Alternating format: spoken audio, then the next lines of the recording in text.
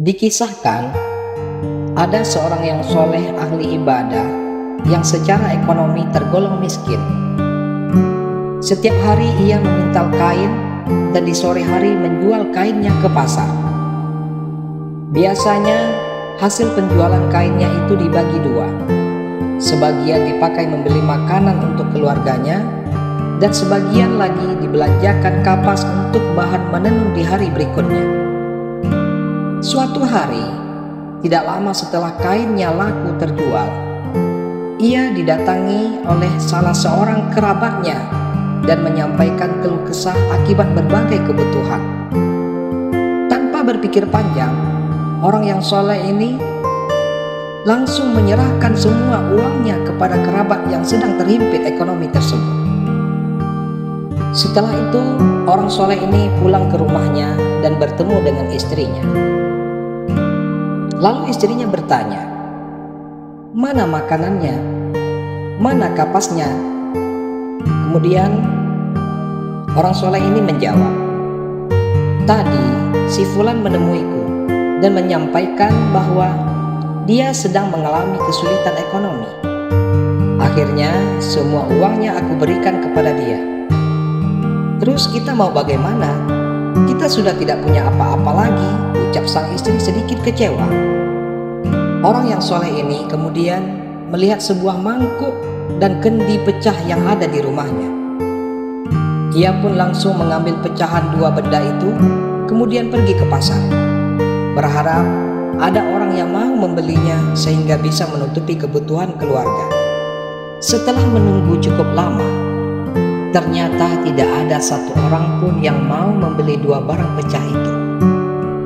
Ketika menunggu pembeli yang tak kunjung datang, tiba-tiba seorang melintas sambil membawa ikan yang perutnya kembung. Saat itu, nasib orang yang membawa ikan ini mirip dengan orang soleh karena tidak ada yang mau membeli ikan kembung tersebut. "Bagaimana kalau barangmu yang tidak laku itu dibarter dengan ikan yang juga tidak laku ini?" kata si pembawa ikan menawarkan pada orang yang soleh. Tanpa berlama-lama, kedua belah pihak akhirnya setuju. Orang yang soleh ini pulang membawa ikan dan si pemilik ikan juga pulang membawa pecahan mangkuk dan kendi. "Apa yang akan kita lakukan pada ikan ini?" tanya sang istri setelah orang soleh itu pulang dan menjelaskan apa yang terjadi di pasar. "Dipanggang saja lalu kita makan. Semoga Allah mendatangkan rezeki kepada kita semua," ucap orang soleh. Ketika perut ikan itu dibelah, istrinya sangat terkejut karena ada sebutir mutiara yang terselip di dalam perut ikan itu. Kejadian ini dilaporkan kepada suaminya. "Coba periksa apakah mutiara itu sudah berlubang atau belum. Kalau sudah berlubang, berarti mutiara itu milik seseorang. Jika belum berlubang, berarti itu rezeki dari Allah buat kita semua," jelasnya. Keesokannya, orang soleh itu membawa mutiara ini pada salah seorang sahabatnya yang berprofesi sebagai pengusaha batu mulia. "Dari mana kamu dapatkan mutiara ini?" tanya pengusaha batu mulia. "Itu adalah rezeki dari Allah yang dikirimkan kepada kami," jawab orang soleh. "Mutiara ini harganya luar biasa, seharga 30.000 dinar. Tapi saya tidak punya uangnya, coba datangi si Fulan," kata pengusaha itu. Singkat cerita, mutiara itu laku terjual dengan harga 70.000 dinar. Saking banyaknya uang yang akan dibawa, pengusaha yang membeli mutiara ini meminta orang saleh untuk menyiapkan orang yang akan memanggul kepingan uang tersebut.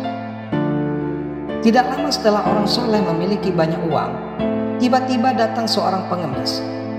"Tolong berikan saya sebagian dari apa yang telah Allah berikan kepadamu," ucap pengemis itu. "Kemarin kondisi saya seperti kamu. Saya akan memberi separuh uang ini," jawab orang soleh. Lalu orang soleh pun memberikan separuh uang yang ia dapatkan dari menjual mutiara. Si pengemis ini kemudian membuka identitasnya, bahwa sebenarnya kedatangannya itu adalah untuk menguji atas rezeki yang telah Allah berikan kepada orang soleh tersebut. Kisah ini seolah memberikan penjelasan dan penegasan bahwa menolong atau membantu orang lain sama saja dengan menolong atau membantu diri sendiri.